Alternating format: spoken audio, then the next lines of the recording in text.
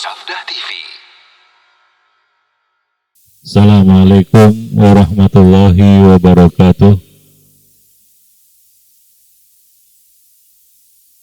Alhamdulillah, nahmaduhu wa nasta'inuhu wa nastaghfiruhu wa nastahdihi wa natubu ilaih, wa na'udzu billahi min syururi anfusina wa min sayyiati a'malina, may yahdihillahu fahuwal muhtadi wa man yudlil falan tajida lahu waliyan mursyida. Asyhadu an la ilaha illallah wahdahu la syarika lah wa asyhadu anna Muhammadan abduhu wa rasuluhu la nabiyya ba'dah. Amma ba'du. Jemaah sekalian, muslimin, muslimat, hadirin, hadirat, ikhwan, akhwat, aba wal ummahat. A'azani Allah wa iyyakum jami'an. Alhamdulillah, segala puji hanyalah milik Allah Rabb semesta alam. Salawat dan salam atas Nabi kita Muhammad sallallahu alaihi wasallam, keluarga beliau, sahabat-sahabat beliau, dan umat beliau sampai hari kemudian. Jemaah yang dimuliakan Allah, pada kesempatan pagi ini kita dapat bertemu kembali di sini di majelis ilmu kajian yang biasa kita lakukan setiap Ahad pertama ba'da subuh. Sudah 2 pertemuan kita absen karena berhalangan. Gak terasa ya, sekarang sudah 2023. Terakhir kita bertemu di sini 2022. 2023 sekarang sudah sobek 1 lembar. 1 lembar. Januari. Sudah disobek 1 lembar kan gitu ya. Sekarang sudah Februari. Ya tinggal 11 bulan lagi 2023. 11 bulan, tinggal 11 bulan. Ya. Nah, maka kita berharap kepada Allah Subhanahu wa taala mudah-mudahan sisa tahun 2023 ini ya membawa kebaikan bagi kita. Pada kesempatan pagi ini kita akan melanjutkan ya pembahasan buku Ensiklopedia Akhlak Salaf. Sudah berapa tahun kita bahas buku ini? Ada yang ngitung? Sebelum pandemi kayaknya ya. 4 tahun, 5 tahun mungkin. Ya, kalau mobil udah ganti mobil ini. Ini buku gak diganti terus ya. Ya, sebulan sekali. Saya. Kita sudah sampai di halaman 215. Ya, terakhir kita membahas tentang hasad ya. Salah satu penyakit hati adalah hasad. Dan kita di sini membahas tentang terapi, bagaimana kita bisa menyembuhkan penyakit hasad ini. Ya, minimal kita dapat menekannya sehingga hasad itu tidak terlalu bergemuruh, sehingga ada orang yang nggak bisa menolak hasad dari hatinya, ya selalu hasad. Jadilah dia orang yang hasid, ya yaitu orang yang hasad. Maka ada terapi-terapi kita sebutkan di sini di dalam pembahasan bersihkan hati dari hasad ini, yaitu terapinya. Cara-cara yang mungkin bisa kita lakukan untuk menekannya. Kita sudah sampai poin yang kelima ya, yaitu memohon nikmat yang lebih baik kepada Allah Subhanahu wa taala. Masalah hasad itu masalah hati sebenarnya. Hati yang tamak, hati yang terlalu fokus pada dunia dan abai terhadap akhirat, hati yang terlalu sibuk mengurus urusan orang lain, lupa kepada urusan dirinya sendiri, ya, sehingga apa yang terlihat pada orang lain itu kelihatannya lebih hebat, lebih besar daripada apa yang ada pada dirinya. Itu memang setan yang menyihir matanya, ya, yang menyihir mata orang yang hasad ini. Maka kalau kita lihat nikmat pada orang lain, apa doa kita? Apa yang kita ucapkan? Masya Allah, kan begitu ya. Nah, itu adalah ucapan-ucapan yang kita baca supaya bisa mengusir penyakit-penyakit hati. Ya, hati itu bisa tergoda, bisa terfitnah juga. Baik lihat orang lain dapat musibah maupun lihat orang lain dapat nikmat. Ya, hati kayaknya nggak pernah merasa puas. Ya, para jemaah yang dimuliakan Allah. Hati sepertinya tidak bisa selamat gitu. Lihat orang dapat musibah kita senang. Padahal kan tidak seharusnya seperti itu. Ya. Tapi kita senang aja gitu ngelihat orang lain dapat musibah, syukur gitu ya. Ya kan? Itu kan hati itu. Hati yang hasad itu seperti itu. Lihat orang lain dapat nikmat, muncullah hasad tadi. Ya. Ingin ataupun muncul iri, dengki dalam hatinya, ya, dan berucap mudah-mudahan nikmat itu hilang darinya, kan begitu. Nah, ini masalah hati, para jemaah yang dimuliakan Allah. Hasad itu masalah hati. Kadang-kadang setan itu, iblis itu menyirup pandangan kita, hingga ada ungkapan rumput tetangga pasti terlihat lebih hijau daripada rumput sendiri. Padahal sama-sama punya rumput ini. Para jemaah, bagaimana kalau dia nggak punya rumput ya? Mungkin terlihat macam surga mungkin. Kita lihat orang hidup orang lain itu kan macam waduh beruntung kali si fulan, kan begitu ya? Macam surga hidupnya. Nah, dengan itu kita akan mengecilkan nikmat-nikmat yang telah Allah berikan kepada kita. Ada satu ungkapan, kalau ingin dapat nikmat yang belum pernah kita cicipi, maka syukurilah nikmat yang sudah kita dapatkan, yang sudah kita dapati, yang sudah diberikan. Niscaya Allah akan memberikan nikmat-nikmat yang belum kita rasakan. Allah mengatakan, la in syakartum la azidannakum. Maka nggak perlu hasad sama orang. Yang perlu adalah kita mensyukuri nikmat yang sudah kita terima. Kenapa kita harus sibuk dengan nikmat orang lain? Toh nikmat-nikmat yang sudah kita terima belum semua kita syukuri. Maka bersyukurlah terhadap nikmat Allah. Allah akan berikan nikmat-nikmat yang mungkin belum pernah kita bayangkan, belum pernah mungkin terpikirkan oleh akal kita, belum masuk dalam benak kita, belum masuk dalam list kehidupan kita mungkin. Para jemaah yang dimuliakan Allah. Maka memohonlah nikmat yang lebih baik kepada Allah Subhanahu wa taala. Ya, mohonlah nikmat yang lebih baik kepada Allah.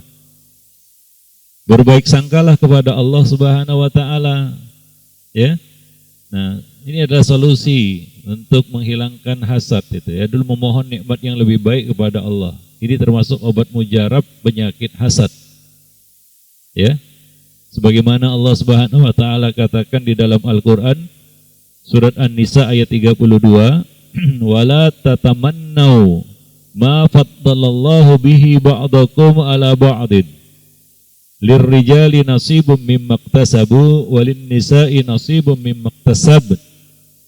Was'alullaha min fadlih. Innallaha kana bikulli syai'in alima." Allah mengatakan, janganlah kamu iri hati. Jangan kamu iri hati. Hasad.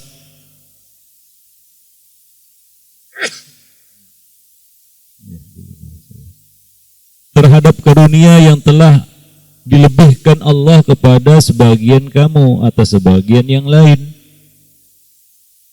Itulah rezeki. Ada yang dilebihkan di sini, dikurangi di sini. Ada yang dilebihkan di situ, dikurangi di situ. Ya, lebih kurang rezeki itu. Ya, kalau kita melihat merasa orang lain itu lebih rezekinya, itu karena kita tidak bisa melihat rezeki yang Allah berikan kepada kita. Rezeki itu lebih kurang.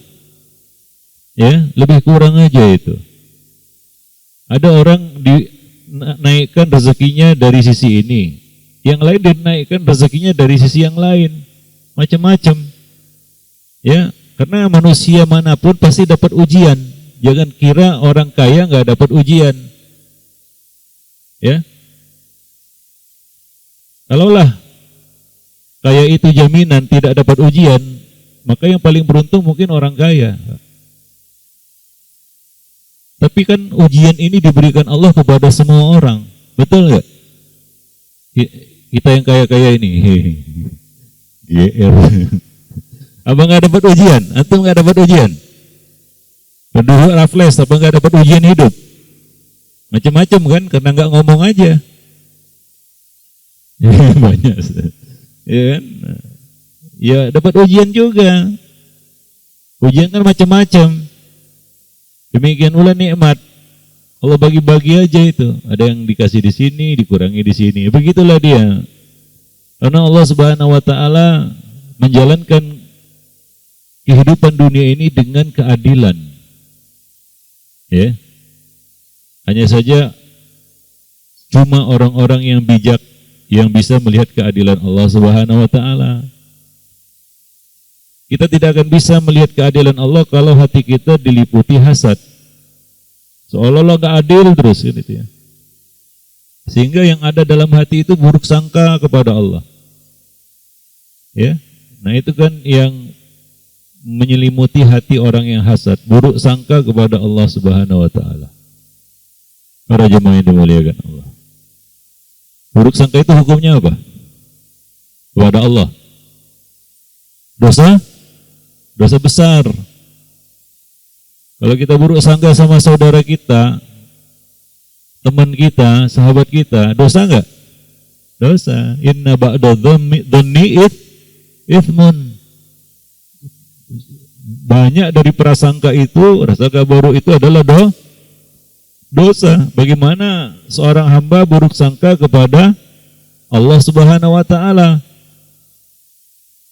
Tapi kadang-kadang kita terjebak dalam dosa itu, buruk sangka kepada Allah. Apa penyebab utama seorang hamba itu buruk sangka kepada Allah? Saya tanya dulu. Apa penyebab utama seorang hamba itu berburuk sangka kepada Allah? Ini pintu gerbangnya ini. Dari pintu gerbang itu, setan memasukkan buruk sangka ini ke dalam hati seorang hamba.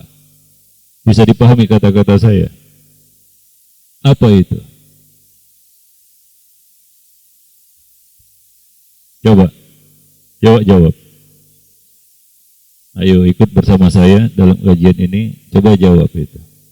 Pahami pertanyaan saya tadi dan jawab.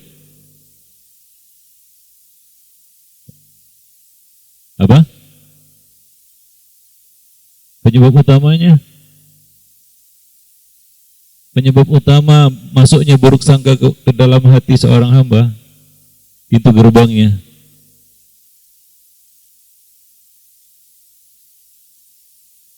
Hah? Apa?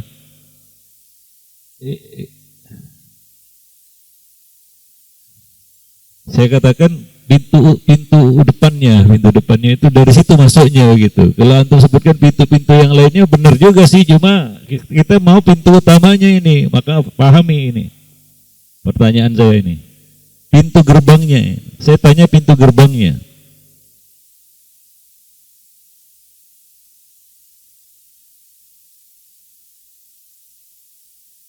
Ibu-ibu, bapak-bapak lagi ngeblank, Bu. Maklum aja lah. Kurang bertakwa. Yang lain? Jangan yang kurang-kurang lah.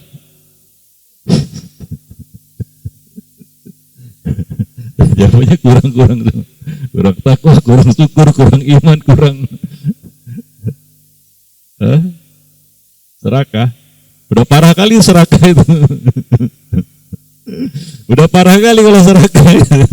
Yang lain lah. Jangan yang parah-parah. Ya. Ini perkara sederhana. Mungkin sering kita lakukan. Saya katakan ya, saya buka kisi-kisi jawabannya. Ini perkara sederhana. Ini menyerang hati. Dan kadang-kadang terungkap juga. Dan mungkin sering kita lakukan juga. Dan ini menunjukkan lemahnya hati seseorang itu. Coba apa itu? Udah kufur nikmat itu kan parah kali kufur. Jangan yang parah-parah. Ayo. Ini kita bicara hasad.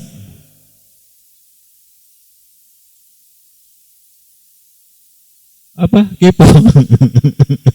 Apa itu kepo?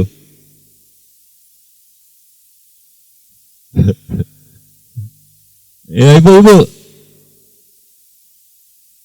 Ini sering, ini soal, saya tanya ibu-ibu, karena ibu-ibu ini yang sering ini. Ya wajar aja, karena ibu-ibu serba setengah, kentang ibu-ibu ini. Agamanya setengah, akalnya juga setengah, kan gitu kata Nabi kan? Ya. Nah ibu, coba sebutkan satu kata itu yang ingin saya dengar. Yang ingin saya dengar dari lisan ibu-ibu. Apa? Iri. Itu kan kata lain dari hasad. Udahlah, ibu-ibu ternyata ngeblank juga Pak. Sekarang kembali ke depan lagi bapak-bapak. Ayo. Masih pagi halnya. Kalau kajian ini sore-sore, malam-malam, apalagi ba'da isya, wajar itu. Karena mata pun setengah watt kan gitu ya. Ini pagi-pagi masih ngejereng lah. Seger itu. Apa? Gibah. Kacau itu gibah. Merasa Ayo. Berpikir, pagi-pagi saya ajak berpikir. Saya ulangi lagi pertanyaannya. Ya. Saya tanya tadi apa? Pintu gerbang masuknya suuzon ke dalam hati seorang hamba. Tahu suuzon kan? Buruk sangka. Hati itu buruk sangka kepada Allah. Itu penyebab utamanya apa? Awalnya itu, pintu gerbangnya itu. Kalau ini terbuka, masuk itu.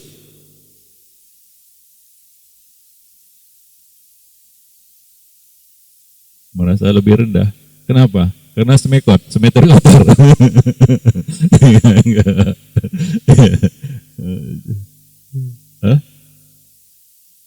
Apa?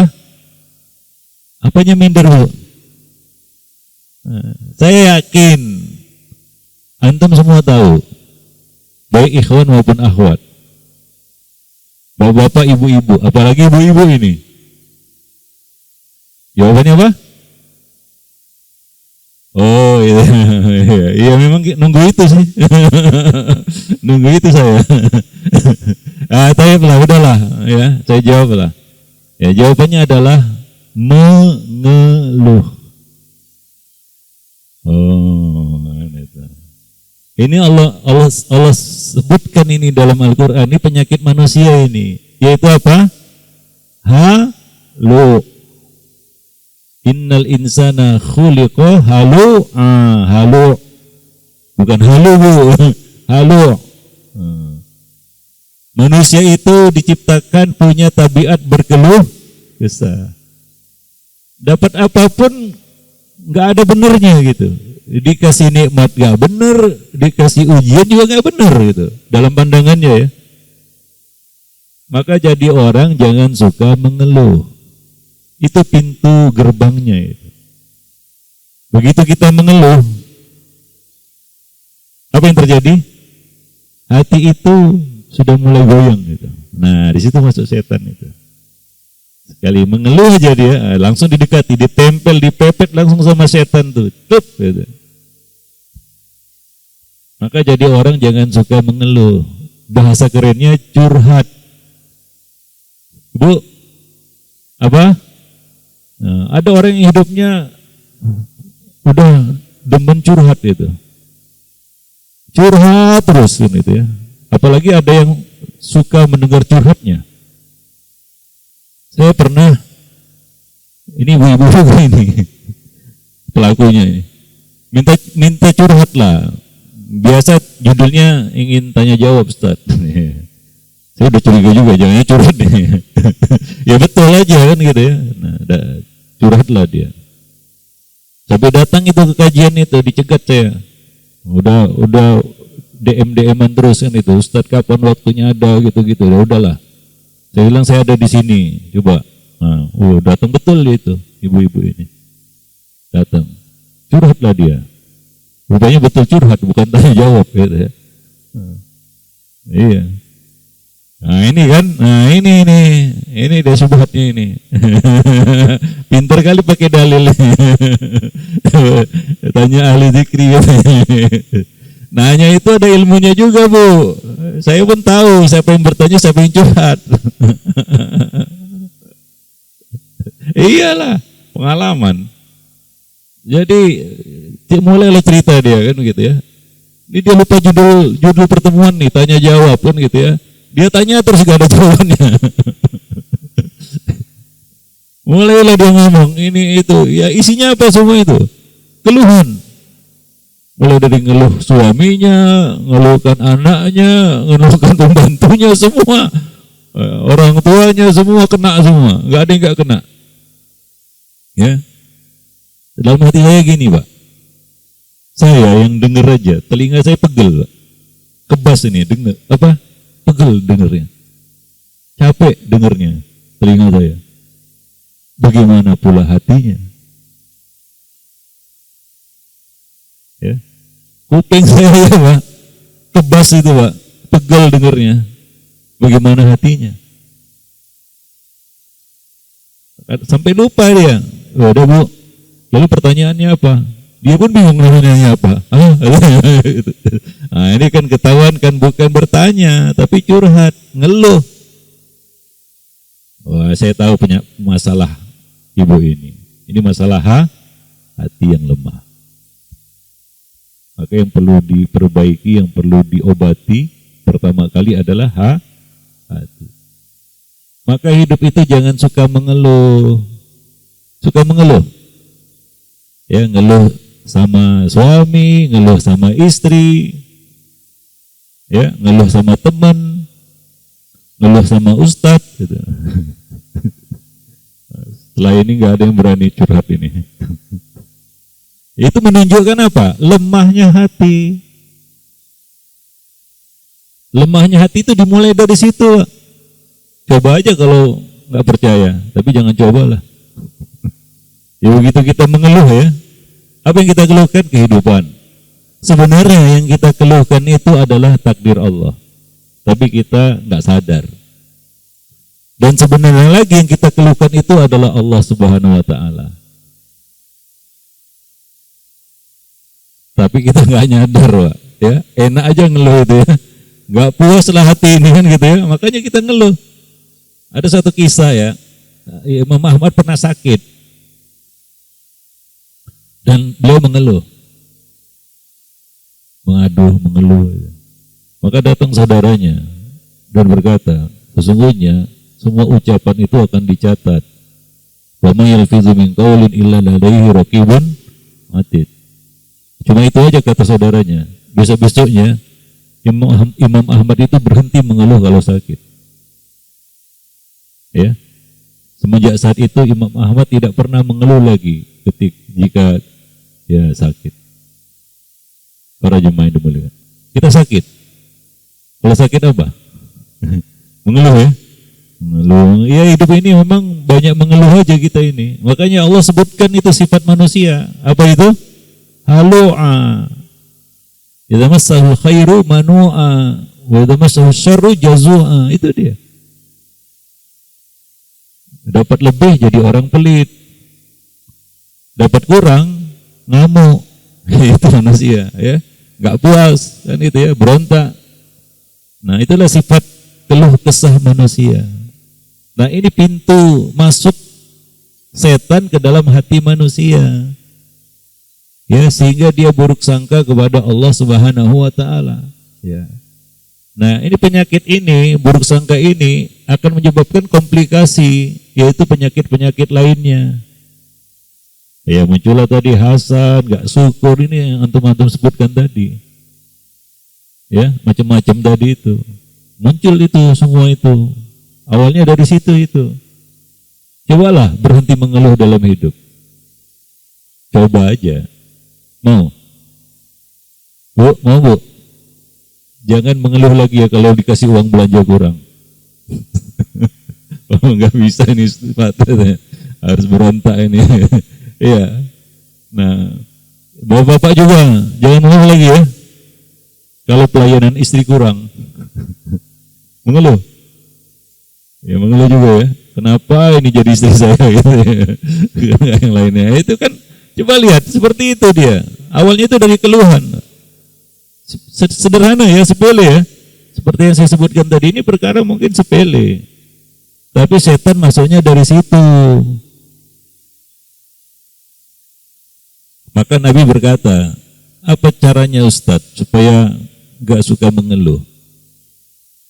Coba kalau saya tanya, apa caranya supaya kita gak suka mengeluh?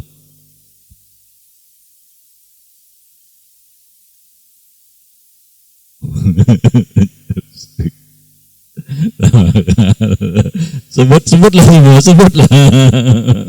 Ya apa-apa. Sebut aja semua. Bu, apa Bu caranya Bu? Ya, Nabi ngajarkan kepada kita cara mengantisipasinya. Dan cara ini dilakukan kontan, Pak.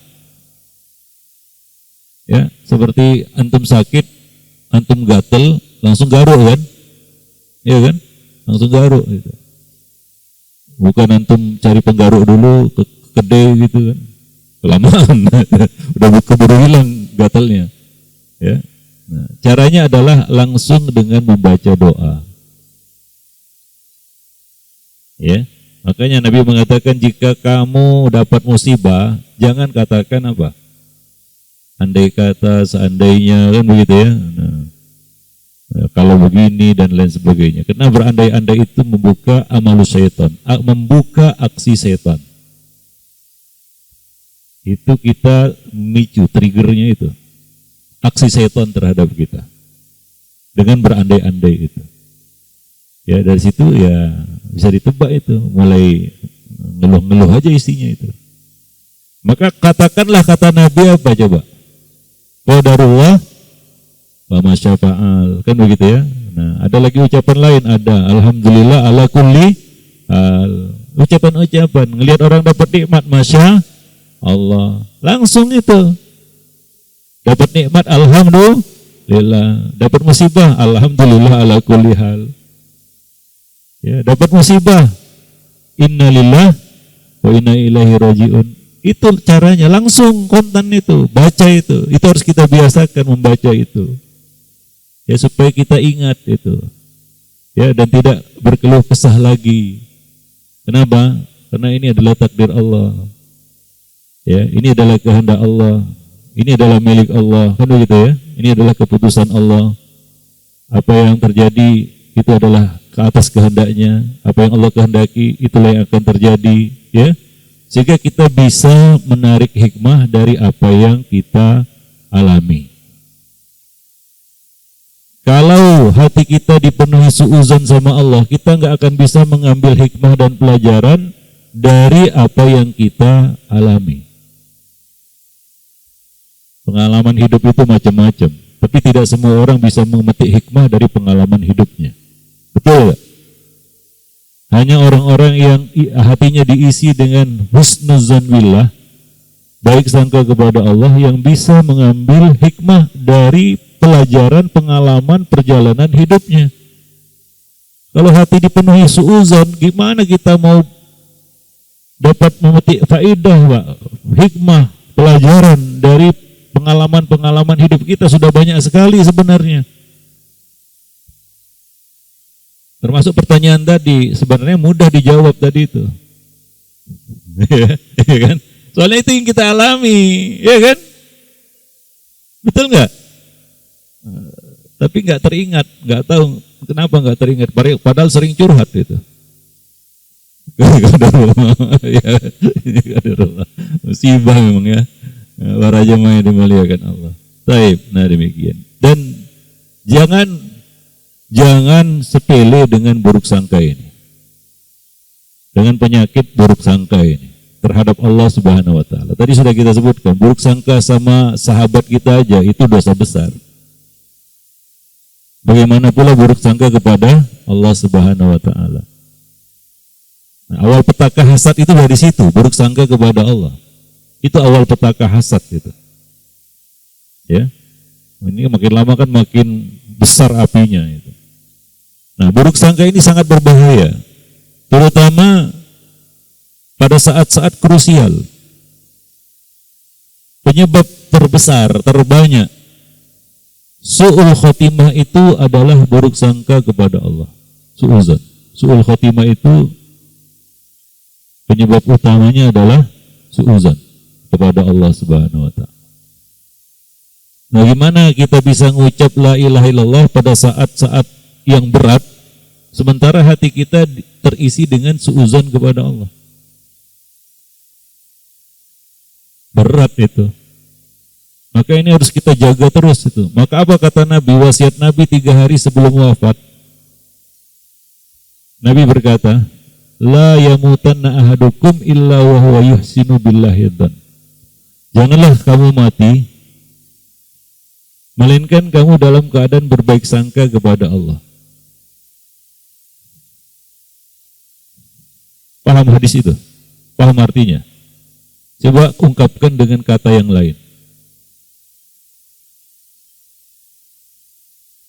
Coba ungkapkan dengan kata-kata yang kalimat yang lain.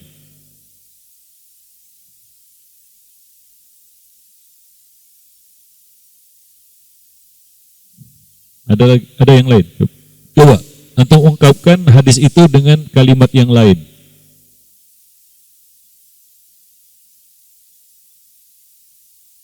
Hah? Ya. Ya, Nabi mengatakan apa tadi? Jangan kamu mati kecuali dalam keadaan berbaik sangka kepada Allah. Artinya apa? Kamu wajib mati dalam keadaan berbaik sangka kepada Allah. Ya, maka baik sangka kepada Allah itu hukumnya wajib. Itu salah satu kewajiban hati yang harus kita jaga terus setiap saat. Jangan sampai hilang. Kenapa? Karena kita nggak tahu kapan mati. Kalau kita tahu kapan mati ya bisa kita reka-reka lah ya. Oh, hari saat-saat itu aja saya berbaik sangka sama Allah. Gitu ya. Nah, kita bisa rekayasa itu. Tapi kita nggak tahu kapan mati, Pak. Ya, bayangkan antum dalam keadaan berburuk sangka saat itu ajal tiba. Apes nggak? Sedang buruk sangka nih sama Allah. Ya, tiba-tiba saat itu mati, Pak. Makanya kita katakan tadi penyebab terbesar, terbanyak orang itu susah mengucap mengucap kalimat tauhid, mengucap kalimat syahadat, yaitu la ilaha illallah saat mau mati adalah apa? Buruk sangkanya kepada Allah. Maka dikatakan ya bahwa pada saat-saat seperti itu seorang itu harus mempertebal roja. Kenapa? Karena itu yang akan melahirkan, menumbuhkan baik sangkanya kepada Allah Subhanahu wa taala. Para jemaah yang dimuliakan Allah ya. Nah, demikian. Maka itu harus kita jaga setiap detik dalam kehidupan. Baik sangka kepada Allah. Jangan buka pintu buruk sangka itu. Ya. Ya, pintu utama tadi apa? Mengeluh. Para jemaah yang dimuliakan Allah. Baik. Nah, buruk sangka kepada Allah ini ada 2 bentuk gitu. Siapa yang tahu dua bentuk buruk sangka kepada Allah? Ada dua bentuk buruk sangka kepada Allah. Dua jenis. Coba sebutkan.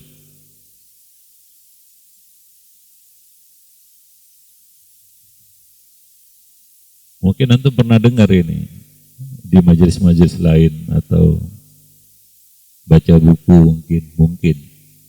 Dua bentuk buruk sangka kepada Allah dan dua-duanya dosa besar.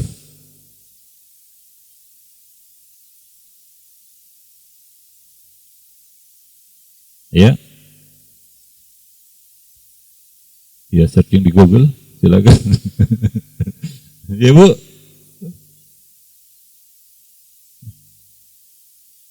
Ada yang mau kasih jawaban?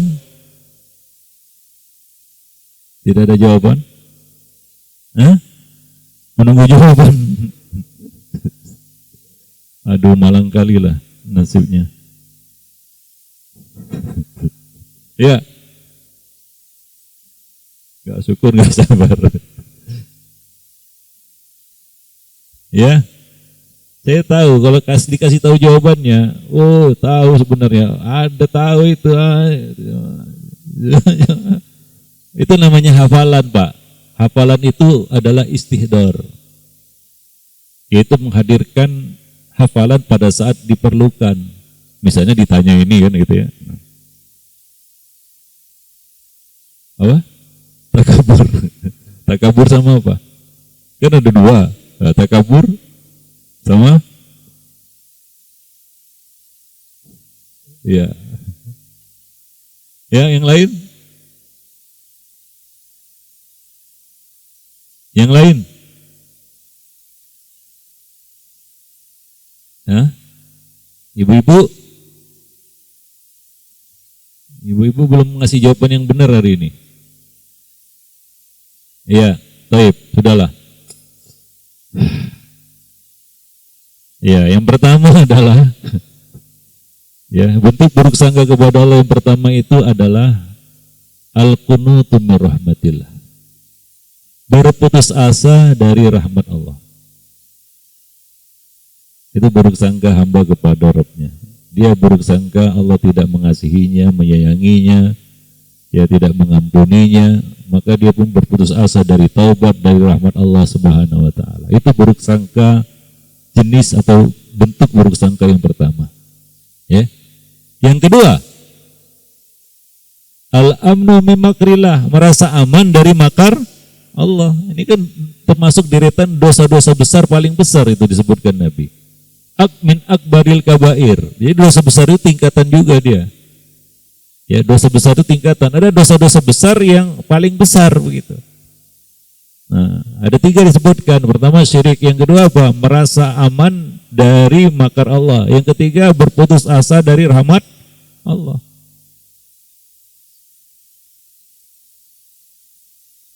Apa, Bu? Merasa aman dari makar Allah, itu yang pertama. Yang kedua berputus asa dari rahmat Allah. Nah, terbalik, ya balik aja lah. Ya, itu dua bentuk buruk sangka kepada Allah Subhanahu wa taala. Ya, merasa aman dari makar Allah. Contohnya bagaimana bentuknya? Seorang hamba berbuat maksiat tapi dia yakin aja masuk surga begitu. Ya. Seolah-olah dia mengatakan, "Allah tak berani mengadab saya. Coba di dunia aja saya enggak dapat azab." Itu dengan maksiat yang dilakukannya ya, dengan dosa yang dilakukannya. Ya, itu kan model-model Qarun itu. Qarun itu begitu dia. Dia mengatakan innama utitu ala ilmin indi. Aku dapat kekayaan ini karena aku tahu Allah itu sayang padaku. Padahal dia nggak bayar zakat itu. Dia nggak bayar zakat, dia diminta untuk membayar zakat, dia menolak. Itu Qarun. Lalu dia berkata, innama utitu ala ilmin indi. Aku dapat semua ini karena aku tahu bahwa Allah sayang padaku. Allah aja nggak berani menghukumku di dunia. Coba lihat. Aku kan baik-baik saja, begitu ya. Nah, itu merasa aman dari makar Allah. Itu kan buruk sangka sama Allah. Para jemaah yang dimuliakan Allah. Nah, yang kedua tadi apa? Berputus asa dari rahmat Allah. Makanya Bu, kalau bertaubat jangan tanyakan lagi, Ustadz apakah taubat saya diterima? Kayak ragu-ragu gitu. Masalahnya tahu nggak itu bahwa Allah menerima taubat? Kalau nggak tahu ya biar dikasih tahu. Kalau tahu itu tandanya ragu-ragu, nggak boleh. Ya, nah demikian. Itu sengaja itu. Setan itu membuat kita ragu apakah Allah mengampuni saya atau tidak. Ya. Allah akan mengampuni kan nama Allah Tawwabur Rahim, Ghafurun Rahim, Afuun Karim. Para jemaah yang dimuliakan Allah. Wallahu a'lam bishawab. Ya. Nah, dari situlah menjalar penyakit hasad ini. Ya, dimulai dari buruk sangka seorang hamba kepada Allah. Dia mulai mempertanyakan nikmat-nikmat Allah yang diberikan kepada orang lain. Sebenarnya dia mempertanyakan nikmat yang Allah berikan kepada dirinya sendiri. Ya. Maka Allah katakan di dalam surat An-Nisa ayat 32, janganlah kamu iri hati terhadap karunia yang telah Allah lebihkan kepada sebagian kamu dari sebagian yang lainnya. Ya, rezeki Allah itu adil sebenarnya. Cuma kita nggak bisa melihat keadilan Allah Subhanahu wa taala. Ya. Nikmat Allah itu ada dua bentuk sebenarnya. Ya, rezeki yang Allah berikan kepada kita itu ada dua bentuk. Kalau ini saya nggak tanya kepada Bapak Ibu sekalian karena belum pernah dengar mungkin. Rezeki yang terlihat dan rezeki yang tidak terlihat. Rezeki yang gaib. Ada rezeki yang nampak. Maksudnya apa? Rezeki itu ada diberikan Allah kepada dua hal dalam hidup manusia. Pertama, rezeki kepada jasmani kita. Yang kedua, rezeki yang Allah berikan kepada hati kita. Mana yang lebih tinggi, saya tanya? Rezeki yang diberikan Allah kepada jasmani kita atau rezeki yang Allah berikan kepada hati kita? Rohani, karena ada dua unsur pembentuk manusia, rohani dan jasmani. Dua-duanya Allah kasih rezeki gitu. Mana yang lebih tinggi rezekinya? Tingkatan rezekinya. Rezeki yang Allah berikan kepada hati atau kepada jasmani? Sepakat? Saya tanya, apa contoh rezeki yang Allah berikan kepada hati?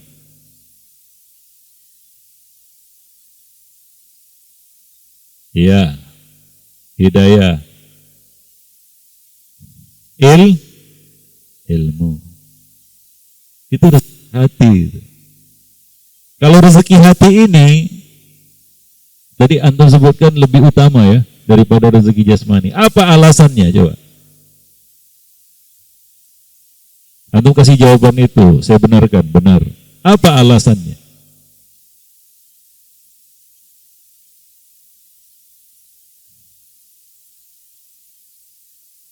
Kasih jawab, harus kasih alasan. Bu,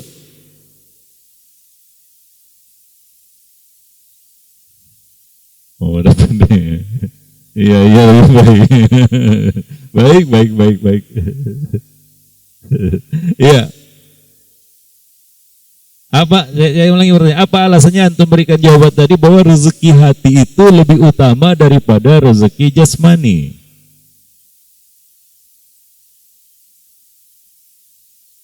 Oh gitu. Itu sarah Bu. Ya sarah itu.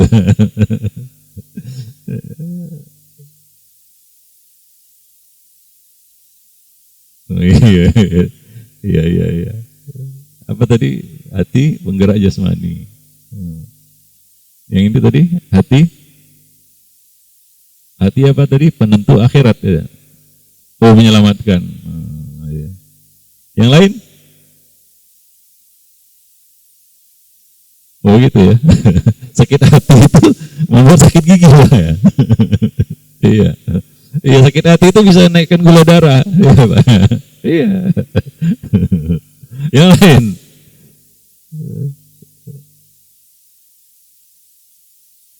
Apa? Manusia butuh Afiah.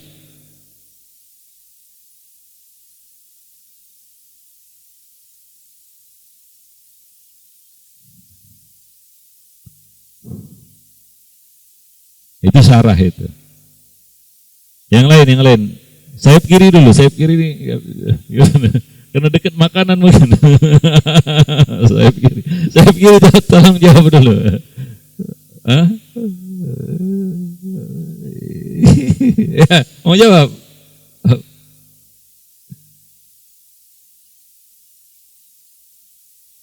Kalau mensalim. Kalau mensalim ya.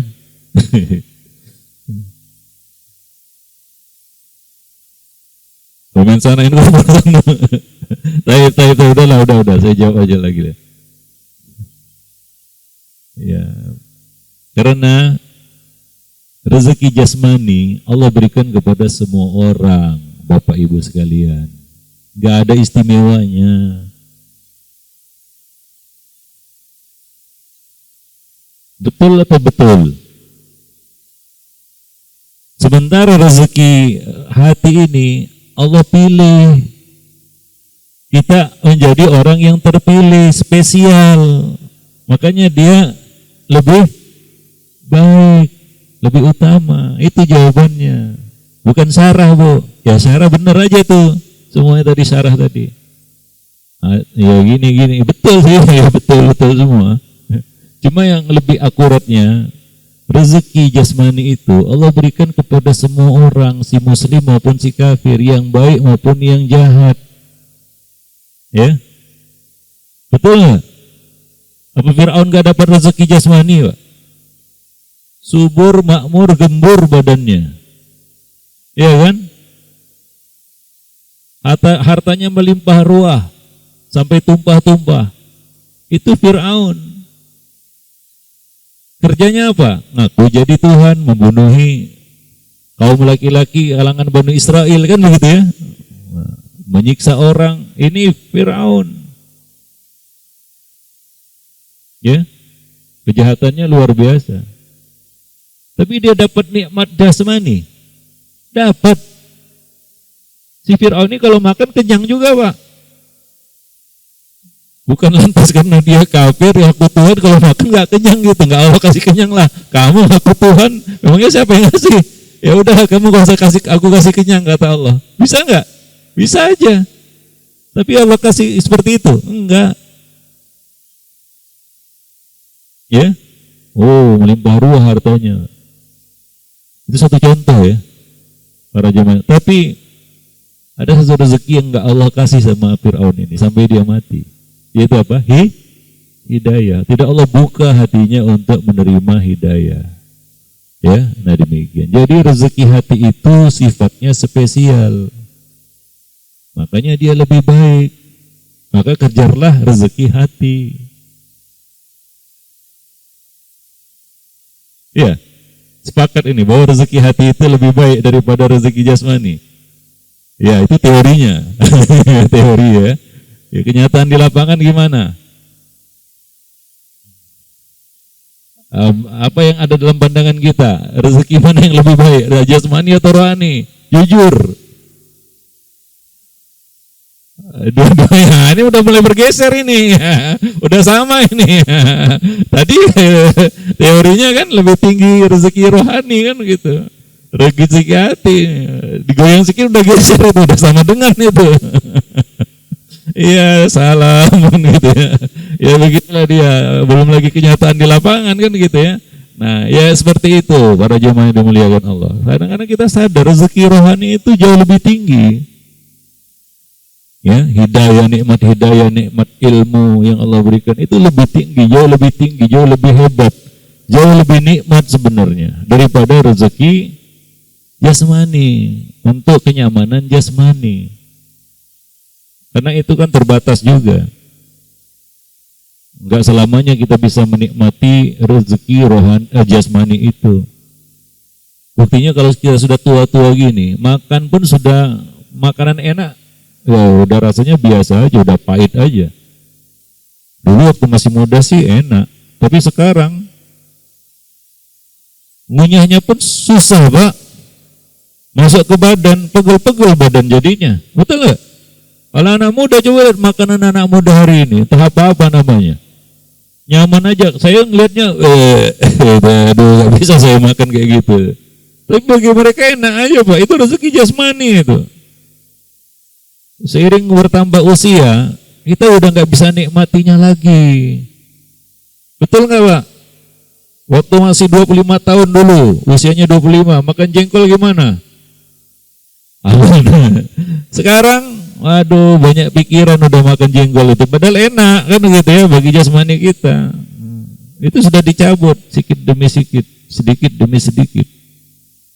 Para jemaah dimuliakan Allah. Rezeki jasmani itu bisa hilang dengan sendirinya, kelezatannya. Ya. Iya, kadang-kadang kita bosan dengan rezeki jasmani ini. Ya, bosan dengan rezeki jasmani ini. Tapi tidak hanya dengan rezeki rohani, rezeki hati. Udah tua-tua gini pun tambah nikmat kita rasa ilmu itu, betul nggak? Iya, aduh, alhamdulillah saya tahu ini, gitu ya. Para jemaah yang dimuliakan Allah. Oh, alhamdulillah hidayah datang ke hati saya. Kita rasakan itu sampai ujung usia, Pak. Tapi rezeki jasmani mungkin sudah tertahan, terbatas, akhirnya hilang. Lalu dalam prakteknya kenapa kita terlalu mengutamakan rezeki jasmani ini? Ya, dan begitu pelit kalau untuk urusan rezeki rohani, rezeki hati. Padahal kalaulah bisa dibeli, mungkin kita akan membelinya dengan apa yang kita punya. Tapi nggak bisa dibeli pula itu rezeki rohani, rezeki hati nggak bisa dibeli. Beda dengan rezeki jasmani, antum punya uang, antum bisa beli. Betul nggak? Tapi rezeki hati itu gimana pun antum punya uang, bahkan dunia seisinya nggak akan bisa antum beli itu. Karena ini adalah hak Allah memberikan kepada siapa yang dikehendakinya. Innaka la tahdi man ahbabta walakinnallaha yahdi man yasha. Dari sisi itulah yang kita sebutkan tadi, rezeki rohani itu, rezeki hati itu lebih utama daripada rezeki jasmani. Maka antum jangan terlalu iri ngelihat orang dapat rezeki jasmani. Kenapa hati kita bergejolak begitu ngelihat orang dapat rezeki jasmani? Biasa aja. Semua orang dapat. Ya kan? Yang harus kita cemburu itu adalah apa kata Nabi? Itu cemburu yang dibolehkan itu. Orang yang dapat rezeki apa? Hati. Dia dapat ilmu, diajarkan kan begitu ya. Para jemaah yang dimuliakan Allah. Wallahu a'lam bissawab. Baik, ya, maka jangan kamu merasa iri terhadap karunia yang telah Allah berikan, lebihkan kepada sebagian kamu atas sebagian yang lain. Kenapa? Karena bagi setiap orang ada bagiannya. Bagi laki-laki ada bagian dari apa yang mereka usahakan. Bagi perempuan pun ada bagian dari apa yang mereka usahakan. Itu rezeki laki-laki dan perempuan. Ya. Ya, Allah sebutkan dua jenis gender ini ya, karena memang beda rezekinya kan begitu ya. Rezeki laki-laki dan perempuan beda itu. Sama, Bu? Sama atau beda? Kalau sesama laki-laki, ya mungkin antum, dia dapat, saya juga bisa dapat. Betul nggak? Sama laki-laki ya, dia bisa kawin, saya juga bisa kawin. Ya saya bisa poligami, saya juga bisa poligami, kan gitu. Ya Bu? Ianya kayaknya berat ya.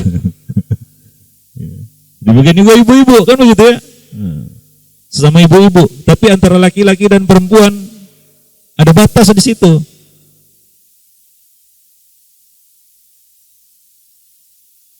Walaupun pakai transgender. Ya? Para jemaah yang dimuliakan Allah. Antara laki-laki dan perempuan ada batas rezeki yang nggak bisa saling overlapping gitu.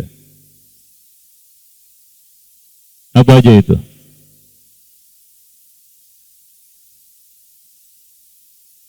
Iya, perempuan, ini khusus perempuan ya, dia dikasih Allah rahim. Ya, dia dikasih Allah rahim. Laki-laki nggak bisa, nggak ada rahimnya. Para jemaah ini, perempuan, ya, dikasih Allah kuasa untuk bisa menyusui bayi. Laki-laki nggak bisa. Laki-laki pernah merasakan melahirkan bayi, walaupun mereka ingin, kan begitu ya? Oh, kepingin lah. Makanya, ya, antara ayah dan ibu yang paling besar bagiannya untuk mendapatkan bakti anaknya siapa? Ibumu, ibumu, ibumu. 3 kali. Ibumu, ibumu, ibumu. Bagian ibu itu 75%. Ya. Kenapa? Ada 3 hal yang nggak bisa dilakukan oleh laki-laki. Pertama, mengandung.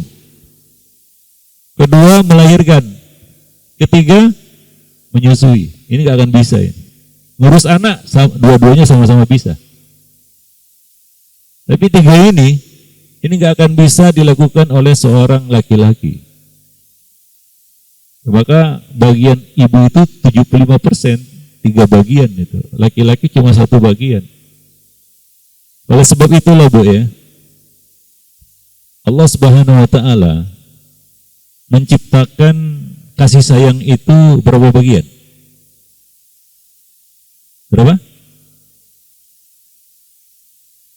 100 bagian. 1 bagian Allah letakkan di muka bumi ini. 99 masih Allah simpan. Dan baru dikeluarkan itu nanti di surga. Karena surga itu tempat kasih sayang Allah. Ya. 99, 1 bagian saja itu sudah cukup bagi manusia untuk saling berkasih sayang satu sama lainnya. Sehingga seorang ibu menyayangi anaknya. Tahu enggak? Kasih sayang tertinggi di antara sesama hamba, di antara makhluk. Bentuk kasih sayang tertinggi antara sesama makhluk, yaitu kasih sayang ibu kepada anaknya. Itu tertinggi, Pak. Dalam deretan kasih sayang, itu yang paling tinggi. Mengalahkan kasih sayang Romeo dan Juliet, Majnun, Laila, Kes dan Laila. Itu kan kisah 2 orang bercinta berkasih sayang kan gitu ya. Gitu hebatnya Pak. Ya, ada yang lebih hebat lagi, yaitu apa? Kasih ibu kepada anak. Maka ada ungkapan apa? Kasih ibu sepanjang jalan. Ya sepanjang masa sama lah ya.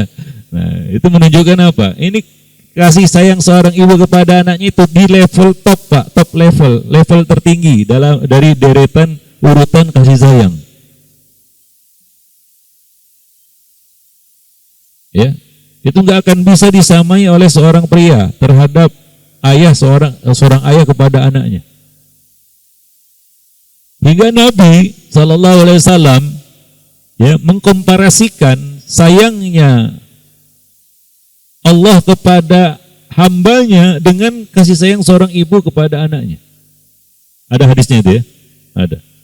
Yaitu ketika seorang tawanan wanita kehilangan bayinya, dia mencari bayinya ke sana kemari, setiap melihat bayi dia dekap, dia kira bayinya, ternyata bukan, dia lepas lagi, dia cari lagi sampai ketemu. Setelah ketemu, dia dekap bayinya, dia susui bayinya itu.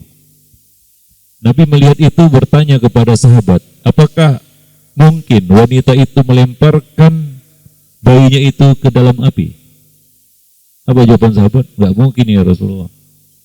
Enggak mungkin. Maka Nabi SAW mengatakan, sungguh sayangnya Allah kepada hambanya melebihi sayangnya ibu itu kepada anaknya. Jadi di perbandingannya itu dengan kasih sayang Allah itu. Ya. Nabi tidak katakan sungguh sayangnya Allah kepada hambanya ya melebihi sayangnya ayah kepada anaknya, enggak. Tapi ibu kepada anaknya, karena itu di level paling tinggi gitu. Maka terlalu kalau ada seorang ibu tidak menyayangi anaknya.